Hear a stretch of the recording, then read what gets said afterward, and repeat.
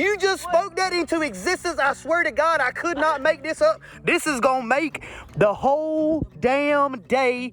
Oh my God. So today on NC Treasure Hunters, we're going to be talking about all of the cool bottles and historical pieces that you can find in the old dumps. I'm here with my buddy Andre, and this is his collection of bottles from Rocky Mount and surrounding areas. Okay. And we're going to be doing a little history overview and dates and different reasons for different shapes and colors and all of the cool stuff. I'm Andre. I have been digging bottles for a while. I actually started out way back, worked in a grocery store. In the old days, people would bring bottles back for a deposit. And one of my jobs was at night to separate those bottles by company. And I started seeing these old bottles and decided I wanted them. And I would buy them back from the store. And at some point after that, I found I had an uncle who dug bottles. He taught me where to look, how to look, and where to find bottles. And long story short, I've collected these bottles for years, haven't dug bottles in 30 years until I met this guy. Been trying to teach him how to dig bottles, and it's a handful. That's what I'm talking about. So not only did I collect older bottles, but I try to collect them as they got newer, so you'll see old and new. Some of the oldest Crush bottles, some people are familiar with Crush, some are not. Crush usually would come in orange and a grape. And some of the older ones, this is like pretty much first generation, actually would have dates. I don't have my glasses on, I couldn't tell you if you can see the date on it or not. It'll be around there when they were patented. This has got July 1920. And painted labels don't survive well. They get in the ground, they get wet, the paint gets wet, and it comes right off. They're very hard to clean for the same reason. They just don't last. It's hard on them. Oddities, the Pal Cola, different things from different places. Red Rock, again, Kickapoo. You ever heard of those until now? And I think they come out of Georgia or something. Kickapoo. That's cool. I've never seen any of that. I guess one of my favorite bottles is called a bowling pin Coke bottle. Again, when we found the old dump in Rocky Mountain, we did find a lot of bottles that actually had Rocky Mountain written on them, and this is kind of shaped like a bowling pin. And you can see on the front, it actually says Coca-Cola, Rocky Mount, North Carolina, Bottling Company. It does have a crack in it, but it's the only one I have, and I ain't getting rid of it. 7-Up, same thing. Your first 7-Up bottles were like that. They started with embossed bottles. I always called it the little dancing girls, owned the first ones. Now, why do you reckon they started out making small bottles at the beginning? Because was it because they wanted to make smaller batches to see if it would take off, or? I don't know, that makes sense. Probably what they would charge having to create the bottles, like we'll start small and as it goes. And even some of this was like a retro back to the little girl. That might have been an anniversary bottle. It's just commemorative bottle, but you see I call it the dancing girl. Again, she's here and she's on the old bottles. That's really cool. There's your bottle. Dry. Yep. Yeah. Going digging with Ross. We dug up, it was Sunspot, I think they were called. It was Sunspot, that's exactly right. Mind you, I only kept 2. Ross kept 50. Yeah. Don't need but 2, because if you break one, you got a spare. And who wants to clean 50 bottles? Yeah. But when you're new, and it's the greatest thing in the world, he was a happy boy. You don't want to take a toy away from a child. That's right. Yes, Daddy, yes, Daddy. So your knee-high bottles, again, there are knee-highs around. I think you can find them in a few stores. Again, your older bottles started with a thick, frosted glass and worked their way up. The problem with painted labels, like we had mentioned, the paint comes off. If you're lucky, you may find something that you can clean up. These old knee-highs, they have patent dates, so it doesn't necessarily mean it was made that year, but the bottle was made in March 3rd, 1925. Man, them tab bottles over there bring back days when I was young. My aunt had them things, and I don't know how people drank them things. They would make your lip roll back. Yeah, he said he'd lick a dog's tail just to get a taste out of his mouth. That's rough there, man. It was getting It was that bad. It's his money back bottle. I guess it was with the liquid or not. Most time with the liquid, you can have it back. So mistakes were made. Yeah. I don't know for you who remember the old Coke bottles, again, old folks like me, they had the names of cities on the bottom. You could get a bottle from Rocky Mount, anywhere in North Carolina, even you can find them out of state. And as a young lad working in a grocery store, we used to do something called pulled Cokes. The reason we call it pull Cokes, the drink machine, you put your dime or quarter in, open a door, and these Cokes were in holes, and you pull your Coke out. On the wall, there was a map of the United States with a pin in Rocky Mountain, North Carolina, and a string. And we would bet on who pulled the Coke the farthest away. 5 or 6 guys throw in a quarter, which was a lot of money. Take your little string, like, up, Wisconsin, up, Florida, up, whatever. He got the money. So you pull, it was early day gamblings. That's pretty cool there. I never knew that. You ain't that old. That's before cell phone. And then you just got some of the stuff that I had bought. I do have other bottles, which have not been cleaned yet. I will show you a 2-liter Coca-Cola bottle, as dirty as it could be. But as heavy as that bottle is, you imagine that being full of Coke. I've never seen one that big. He's not old. Yeah, no, but still. Do you remember them that big? They did not. I really don't think they lasted. I think that's a rare thing right there. Yeah, I don't think they lasted maybe more than 2 years before they went to plastic. See, you got some other great big ones over there too. I've never seen them that big. We're going to stay with it. Wait, hold on. That's a 2-liter Pepsi bottle, 2-liter. I ain't never in my life seen those bottles like this that big before. Yep. Like I said, they did not last long. It wasn't too long after they went to. Could you imagine dropping one of these and breaking it? Well, hey, being in a bar fight, somebody hitting you in the head with one. I don't think you could swing it. It's too heavy. You'd be too drunk. You'd miss him. I guess you've heard of Cheerwine. Actually, Cheerwine goes back. These are some of their first generation bottles. Same thing. A lot of them are small. A lot of them are green. Chero, C-H-E-R-O, Chero Cola. Again, another brand that came and went. Nobody liked it for long. Mountain Dew's still around. I'm thinking one of the first generation of Mountain Dews, they actually had the people's name that worked at the factory. So it'd have a name like Dean and Dick, or Jane and whoever, and had the little hillbilly chasing the guy up to the outhouse while the other guy's got his liquor bottle. And it graduated from that to bottles with sayings on it, to the hillbilly bottle with towns on it. And eventually that went away, and they went to my generation was the modern bottle of my time. Who you fooling, bro? 2 people in Rocky Mountain, North Carolina, the Matthews family and the Weeks family. They actually introduced their own bottles, their own drinks. M&W, I'm assuming these were soda bottles. Both of these have Rocky Mount written on them because they were made in Rocky Mount, but did not survive. That's super cool, and that's history that's lost. I mean, you don't go into a museum and see any of this stuff like this. We are. Yeah, exactly. And see, you got different colors too, because it's almost got like a purple hint to it. And I forgot, that is a chemical process that they would turn smoky, or they would turn almost a lavender color in the sun because of the chemical they made the glass with. They would turn. That's an interesting looking Pepsi. I've never seen one like this one. Either. Yeah. Look inside. It's a baby bottle. See the nipple? I'll be John Brown. It sure is. Pepsi wanted the kids get started early on liking Pepsi. Why drink milk when you can drink Pepsi Cola? Let's rot their teeth out at an early age. Those are for your wine bottles. The fiddle, people likes to play the fiddle. Oh, look at that. That's pretty cool. Fiddle bottles. And of course, it's obvious a lot of them say, it's got the federal name on it. Not, I can't see a picture on there. But what it says federal, I can't see it. Help me out here. Yep. Without putting my glasses back on. Like federal law prohibits or something. Yeah, federal law prohibits sale or reuse of this bottle. And then they most likely had paper labels on it. So these were wine bottles? Yes. That's pretty cool. I've never seen one of those either. I know I'm a youngin'. So can I give an explanation on how, when we go to dig, we're obviously going to a place where it's on a creek side or a little riverside, and most of the time there's graves there. Yeah. You can obviously see a bunch of the glass broken on top. But how far do you go down, and what kind of layers are you looking for, and how do you go by that? Right. Well, we'll back up a little bit. Sometimes you can find a dump by finding tinware. Tinware being old stuff like this.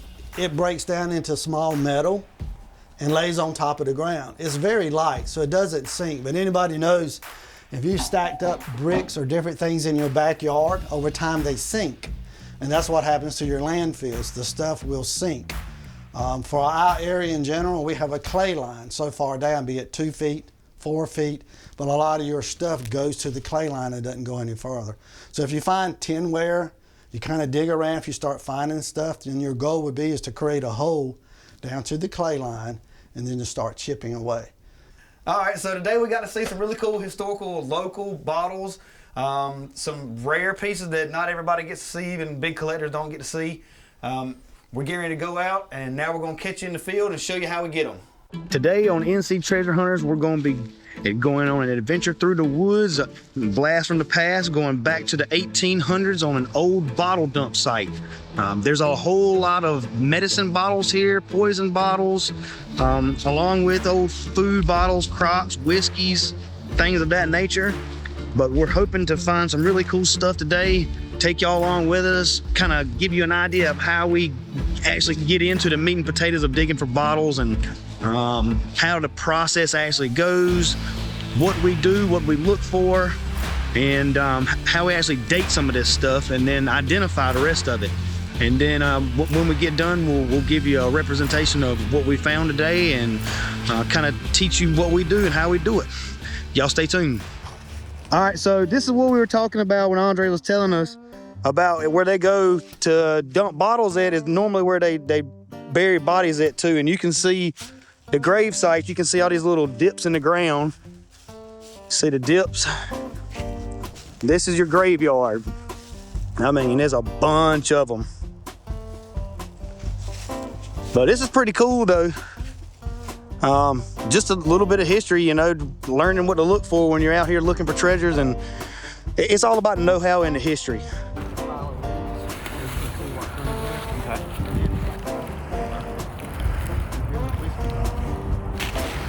You can see how that one was burned, melted in the fires.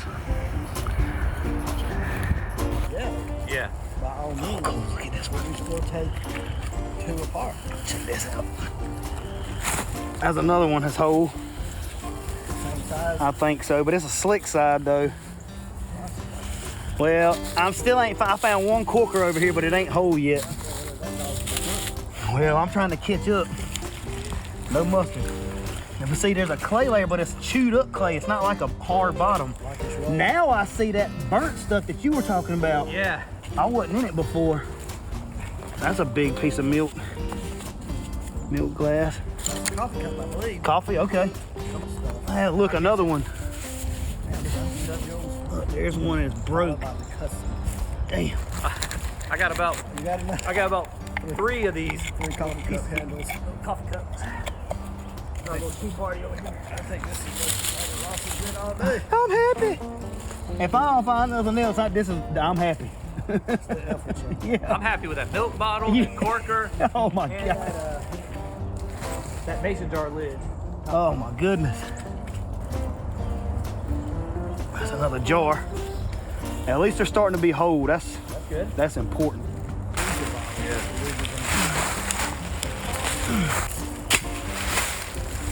Thank you, sir. Oh, I forget about this tool, how useful it is.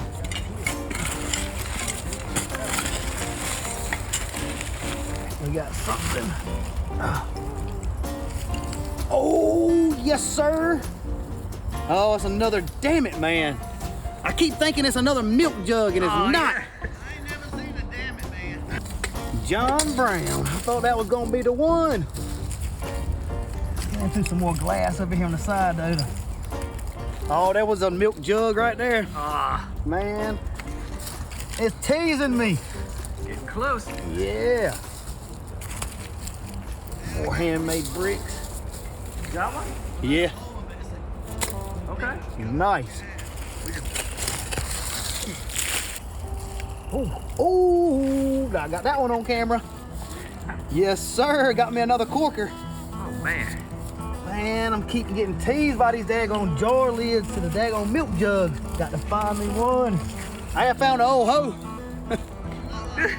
She's rough. She ain't even got all her teeth. She's a cheap one. It's a dirty one. Dirty hoe, yeah. The more I dig, the more I learn. I put my bottles on top of where my good shit's going to. I know, that's I had this pile of like porcelain and all these plates and stuff, and I keep moving them back, and because I had a plan, I was like, I'm going this way, then it keeps changing when I find something. Just going in circles over here.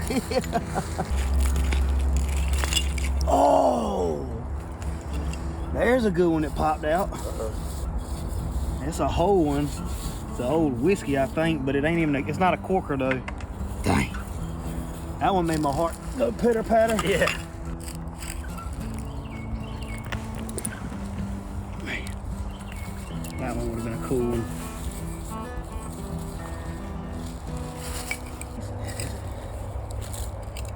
Look, it is. It's the whole thing on that side. Oh man.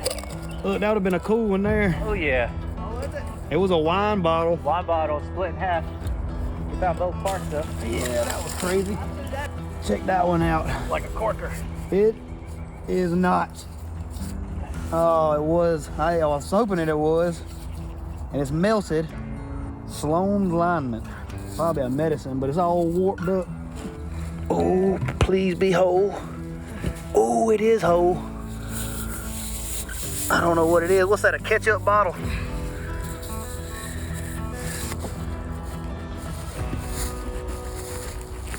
I haven't found anything of value in that one. Oh, that one hurts my feelings there. Dang. We were just talking about another milk jug. That's right. I gave that away. You just spoke that into existence. I swear to God, I could not make this up. This is gonna make the whole damn day right here. It's a tri-side poison, and this is one that I have not found before. Oh my God. Oh my God. That's a tri-side poison. And Andre literally was just talking it up too. There's no cracks, it's whole, the lid's still on it. It's embossed on one side.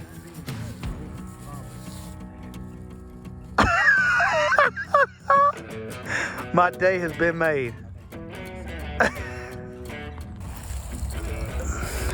There's a corker.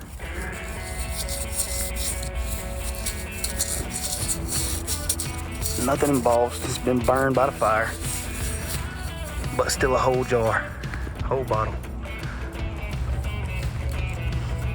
Oh yeah, that's a good one. That's a brown corker. What she got on her? Capuline for headaches. That's pretty cool. Is that a corker? It is a corker. Are y'all seeing this one? Yes, you are. Look at that. It's another corker. Oh man, that's a nice one. Oh, it's even got a little bit of the damn label on the side, so I'm not gonna swipe it, but still. Oh, and it's got the rainbow color in it too. That's an old one there, perfect. Let's see what we can pull out. Oh, big old tin cans. Conglomerates just rusted together. Oh, here's glass. There's a bottle right there. I don't know if y'all can see it or not. Let's see if we can get y'all in the hole. All right.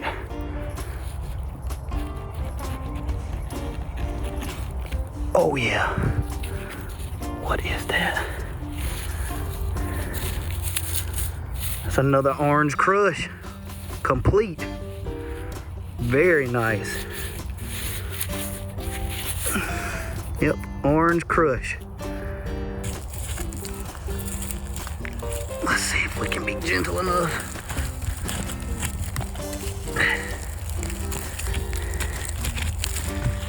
Be very ginger with it.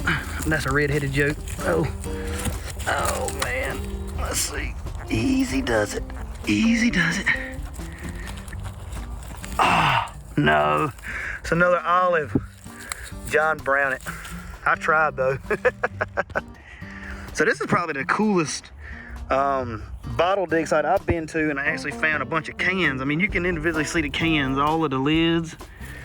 And I mean, it's just, and they're rusted all to pieces. But you can find them. You know, there ain't much you can do with them. There's no labels on them or anything, but it's still pretty cool. And then it leaves this big void in here. Look, there's another lizard. What's up, little guy? Put him back. That's pretty cool. This one just fell out of the roof. An old corker. Oh, she's embossed. She's broken and melted. But I ain't mad. Let's see if we can clean her up. What does that say? Oh, it's Groves. It's Groves Tasteless Tonic. It's like a snake oil. I've got about 4 or 5 of these from the gold mine too. Still pretty cool. The melting even adds more character to it in my opinion. I almost broke this one. She's a corker. She's small and she's deformed from the fire. Check that out. That's pretty cool. So these right here are Andre's finds. Look at all the corkers he found. They got some cool stuff. And these were mine. That was probably the coolest one right there.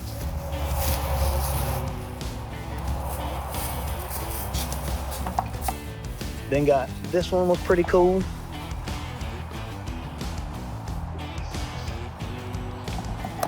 Doorknob handle. I got 2 old crushes, orange crush. Got a ponds with the lid on it. Got a few corkers. Inkwell. It's pretty cool. This one's Matt's. He's got the Holy Grail. Check that out. Raleigh, NC. That is crazy. And he got this one too. Okay, helps if I turn it around, right, so we can read it. Anesthetic surgical dressing.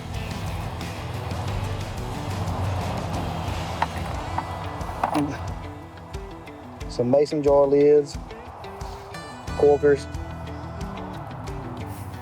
Man, that's a good haul for today. All right, y'all, we had a great time today bottle digging. We found a lot of cool bottles, found a bunch of old corkers, found a laudanum bottle, which is kind of like a poison bottle, a 3-sided triangle embossed in cobalt blue. Found some medicine bottles, found some drink bottles, found 2 orange crushes. They were embossed from Rocky Mount, North Carolina, which is kind of cool because that's real local. And if y'all like these videos, like, share, subscribe, and check out some of our past videos with gold mining, finding shark's teeth, relic hunting, Indian artifacts, all kinds of stuff. Thanks for watching.